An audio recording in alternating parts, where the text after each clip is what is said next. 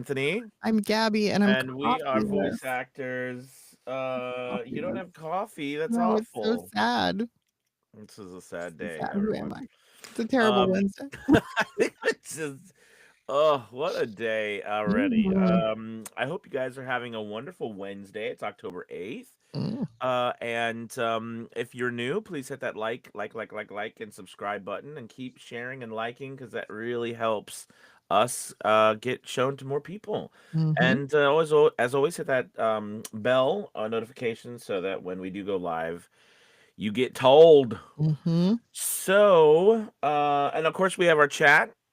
That's important. We love to get chats. We love to get messages. Tell us where you're from and any questions. We super love questions because we're here to answer them. So, Gabby, we've been Mm. having a great conversation this week about websites. Websites. Mhm. And yeah, I think we've covered a lot in the last couple of days, but there's so much more to cover. And Ugh. I think we have, hey, look at everybody. We've got Strange Stormcat, hello. We've got PSB, well, Paul, what's up? Chris And is then we've got here. Chris. I love how we just have people from all over. I know. That's so awesome. It's great. Um, we've gone and we really talked about the large view of the importance of having a website. And Mhm. we Mhm. yesterday we were diving into where to actually purchase purchase a domain name, where to host your website. But Yep. now we want to talk about starting to talk about what do you need on your website. Yeah, I mean, there's a good bit, right? But I do think that for a lot of voice actors, it's a confusing process, especially in the beginning. But my big thing is I'm like, look, you got to think about that client experience. What is it that they want? So ideally, a website is going to have a couple of primary sections or areas, and it doesn't matter. It doesn't matter if it's the long scroll, it doesn't matter if it's multiple pages, whatever floats your boat. But um, contact information should always be front and center, right? The easier it is to get in touch with you, the better. That's just a comfort level for a lot of people. They want to know that they can reach out and they don't have to like track you down. Demos have to be front and center, right? Don't make me work to find your demo. Don't make a client, right, click links or go to more stuff or don't make me have to do anything Right. to hear you. It should be right there. Hmm. And then, gosh, we get into things that are somewhat optional, but not entirely, right? Studio specs, I think, are super important because Oh yeah. people want to know what kind of gear you're running. Is it quality gear? Um, they want to know that you have a studio. I know it seems crazy, but we still have to talk about that, right? This is like a recap of my marketing class from Monday, by the way. It's exactly what we talked about. You can have an about section, but about sections are super misleading because I think we take that term too literally, right? Everybody's like, "Oh, I get to tell my story." No, you don't. Stop it. Nobody cares, right? What your dog's name was when you were a kid or where people don't we don't even care where you went to college. Like nobody gives a damn. Your about section is really about your voice. It's about your product. It's what am I buying? Um and gosh, you can have testimonials if you want. You can have client logos. I feel like everything else is just sort of optional from those. Those are the biggies.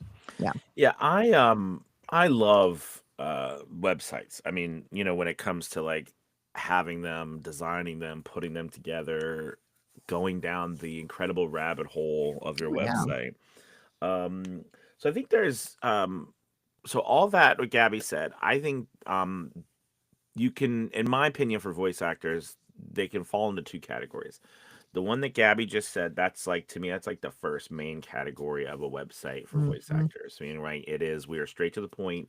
We're trying to be the easiest we can be for a potential client to find our work, to see who we are, learn a little bit about our studio, what we offer, and have easy access to samples of our voice, and also have a Mhm, clear way to get a hold of us, mhm. and even, a brief overview of the process of what it looks like to work with us, what they can expect when they work with Yes. us.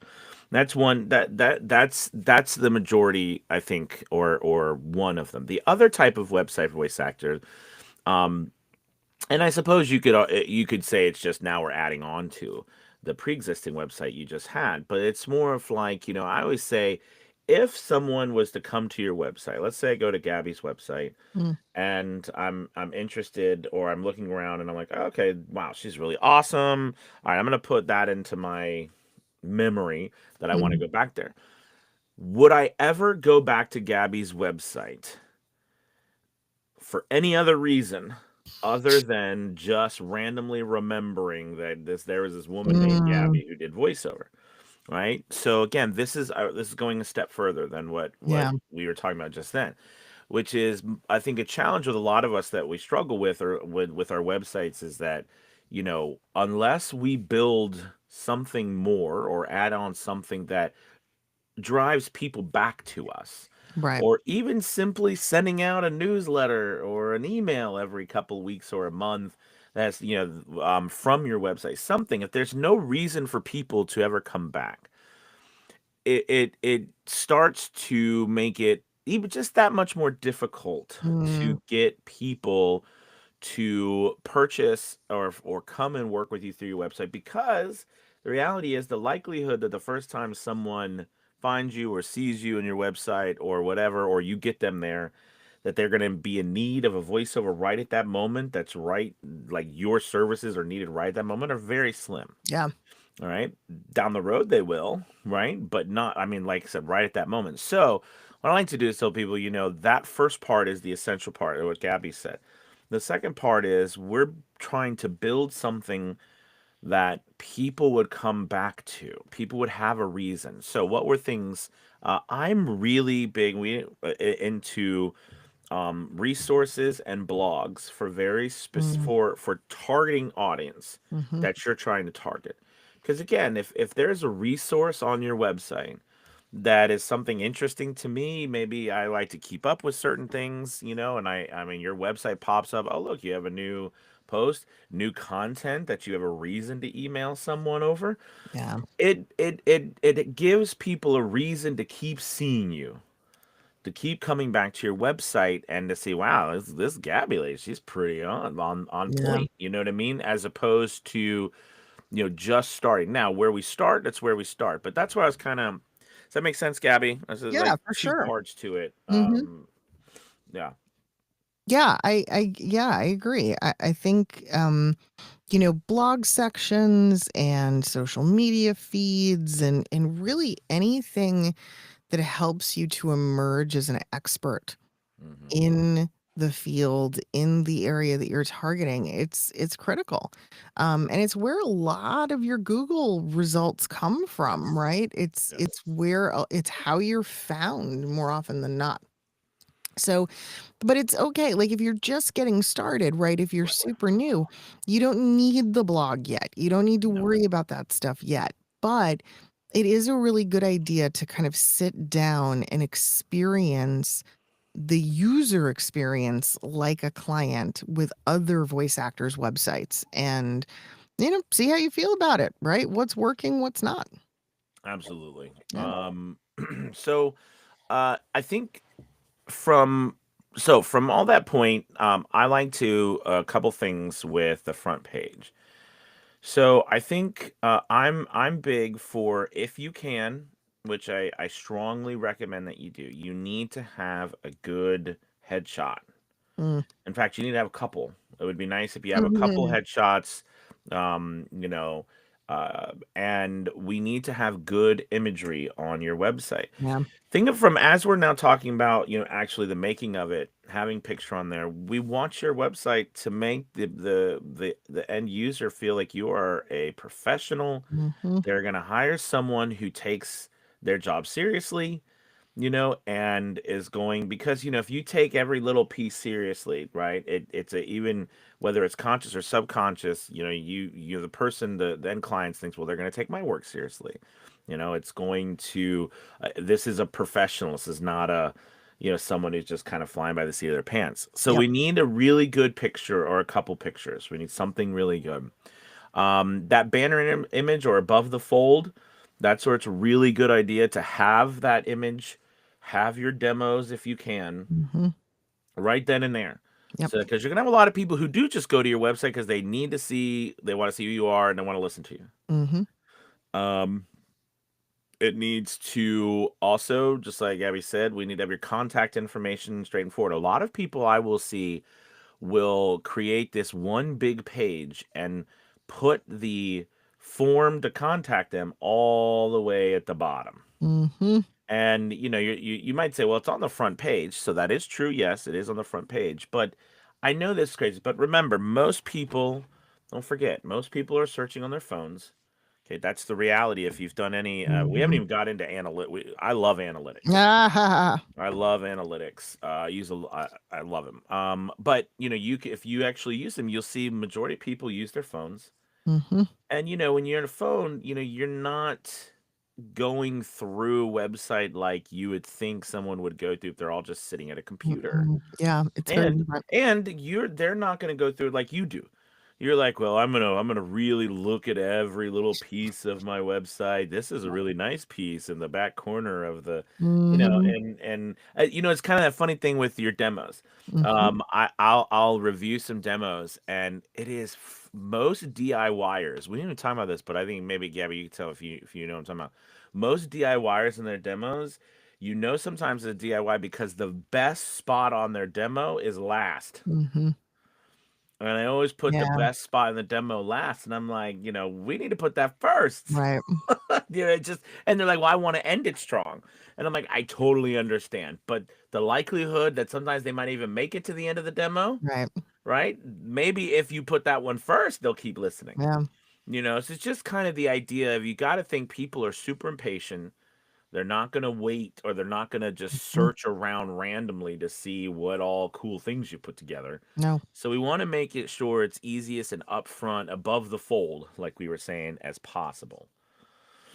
What other things, Gabby? I mean, I do know, like, so I guess we could talk a little bit about, because one question I get, because we talked about having a picture, talked Hmm. about having your demos. What about players, Gabby? I think people always ask about, what player do I use? Mm. I mean, the cool thing about Wix is there's players built into Yeah. it, Yeah, a which lot makes of it really platforms have nice. players built in. Yeah, That's what I prefer to do. I yeah, don't I yeah. don't like to use a third party if I can avoid it. One of the Um, most famous ones, of course, is VoiceZam. mhm. And I don't dislike VoiceZam. I mean, the product is really nice. I kind of got a little, no, I'm not turned off per se, but I kind of just, they had to raise their prices Mm, like everyone else. I understood, but they had to raise it quite a bit, mm, and it's just something that it wasn't yeah, feasible for me anymore monthly. But other than that, it's nice to work with a website that has, right. Wix has Yeah, and I mean, its own. I don't dislike VoiceSam either. I think the thing about VoiceSam that I've always felt is that it's more targeted on the voice actor and not enough on the client. Mm, I don't feel like clients care or know like all of the features and the things that VoiceSam does. It's very appealing to the actor, but I don't think it's making a huge Yeah, impression on the that's a client. good point. I mean, because if you use VoiceSam, you'll find out they have a lot of. I mean, there's a lot of features in there that you pay for that you probably never use. I mean, Yeah. even the simple with videos. So you can use it generally, of course, normally, but then also you can upload videos, and people have the option to see videos on top of Mhm. listening to the audio. If you have it through something like YouTube, then there's Xamalytics. They Mhm. also have a variety of different things. And you're right. I think, again, going back to what we're talking about, clients are Yeah. not just going to search through all the features Right. that you Right. have, just be only because they're just there to listen to what you offer. They're not there to, like, learn about the software you're using. Exactly. Yeah, they Yeah. just wanna hit a play button. Um, Oh, we got a question from Chris. okay. Let's see. Chris says, how would you recommend organizing demos, Mm, like category? yeah. Well, we talked a little bit about that Mm, yesterday. yeah. Um, in terms of how they appear on the site, it really should be whoever your target audience is comes first, you know? So whatever is your main attraction and the work that you're trying to book the most of, that should be the thing that is featured at the top. Yeah. Absolutely. And I would also say too that early on, and there's always I think room for debate on this, but early on when I started, I was a big advocate of like the fishing experience, throwing out a bunch of fishing rods, seeing what sticks, like where you're going to catch a fish, Mm, meaning like you've got commercial, you got documentary, you got radio, you've got mhm, IVR, you've got, just everything, audiobook, everything under the sun. And again, there's nothing wrong with exploring all of those things and being able to do them. Later on in my my journey so far, I really have come to love the power of specificity mm, and being very um, you know one to the point. Academy Voices was a huge learning experience because what something happens when you start to try to, I think, promote other people and you try to help other voice actors get work, mm, and even through a website because you begin, it's a different responsibility, right? yeah, You feel more behold, you want to do a good job, you feel like it's your responsibility to protect people but also to get work for them, mhm, right? Because they're trusting you with their stuff on your website and you want to do your best you can. But I realized early on, we offered everything, like everything under the sun you could possibly. I spent hours and days and weeks and months coding and building a site where people could search mm, for anything under the sun and mm, all this stuff. And what I found was it was just we got nothing. I mean, something maybe here or there. Was very difficult because we were targeting everything. yeah, And that just did not have it did not have the bank account or the ability to do that. And I yeah, think when I decided to change, like we're just gonna do one thing. We're gonna pick one thing and it happened to be audiobooks. And it's changed the whole trajectory of the business. yeah, It has an identity. We know where we're going, what we're mhm, doing. There's a lot of room for growth. mhm, And, we are larger than ever. So don't be afraid. Because I think, Gabby, would you think a lot of voice actors, because I suppose, we were talking about what's going on your website, but this kind of mhm, goes to, which Gabby's an expert on, which I think is branding. mhm. Doesn't it? It kind of goes into that idea, right? Of Of course. choosing your audience. Mhm.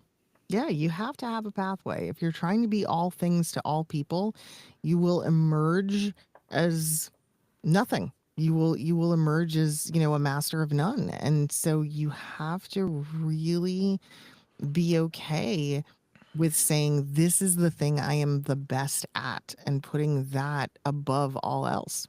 Hmm. I do think a lot of people fear that Mm, if you do that, you're going to like ruin your business because you yeah. want to offer, you don't want to be that person who doesn't offer, this or doesn't Right. offer that. I mean, I've seen that a million times. I think that's probably the biggest Yeah. stopping block from people picking a niche, right? If you Yeah. will. And so, but that's the catch 22. You actually end up getting more work, I think, going more specific than you do when you go broad because think of it this way. So if you're ever wondering if you should go specific or you should go like, very narrow or very, very broad, first look at your market. Is there a lot of competition? Mm, If there's a lot of competition, what do you do? Let's say you're trying to find something you want or a service you want, right? And there's plenty available for you to find. Do you go and search for any Joe Schmo who offers any type of services? Or do you say, well, I need to wade through this. I need to find a specialist in this area who does Right. just specifically that thing so that Right. I can cut out all of that other noise. Yeah. All right. We go for the specialists. We actually look because that's what we're looking for. Same thing goes with us. I mean, even though there's not, I wouldn't say there's, who knows however many given time because of the way people define it. But I've always thought there's probably between what, like 100, maybe 100,000 voice actors, maybe around the world. I Yeah. mean, we're not like a huge bunch of No. a crowd of people, but we offer pretty much all of us will do pretty much anything. All right. Or we'll come close to it. So that means that there's a lot, and especially with the websites out there, there's a lot to choose from, Mm-hmm. which means that the likelihood you're going to be found by doing just everything becomes hard. Now again, we're talking about our own websites now. Mm-hmm. If you're on another website and you're offering, they're offering specific services and you can offer one here, one there, that's different because it's not your website, right? That's a different thing. We're talking about Yeah. now you offering services on your own and building your Mm-hmm. own business, right? Outside of those other websites. Because remember, those other websites, that's their business. This is yours. So I really highly recommend that you don't fear not getting business on something because Mm-hmm. you're picking a niche, right? Like you're Yeah. picking one lane. And here's the thing, I think Gabby, you said it yesterday. I mean, about how many websites or how many different, or you were talking about how many different domain names you have. But Mm-hmm. remember, no one has ever said you can't have more than one website. Mm-hmm. I mean, I'm not telling you go out and do 10 websites right now, but I'm saying no one's ever said that you can't have one on audiobooks and you can't Mm-hmm. have one on, commercial work and you can't have, I mean, like you don't have to be. Now somebody could say, well, why don't you put that all on one website? Wouldn't that be better? All right. And again, it goes back to the fact that there's nothing wrong with you offering something as other services. I just think it's nice to narrow the field so Yeah. that you can cut through the mess. Mm-hmm. Yeah. Sorry, I talked a lot this No, week. it's okay. I think tomorrow we're gonna hit on language. We're gonna talk more about the Mm, words, what mm. your website should be saying. I think that's always a thing that people get kind of confused with. And then later in the week, we'll probably explore analytics and SEO. Yeah, we Yeah, have Friday coming up. It's crazy. We're yeah. already We Wednesday. got a lot of stuff to talk about, though. All right, you guys, you're amazing. We love you all. Have a wonderful day. Talk to y'all later. Goodbye.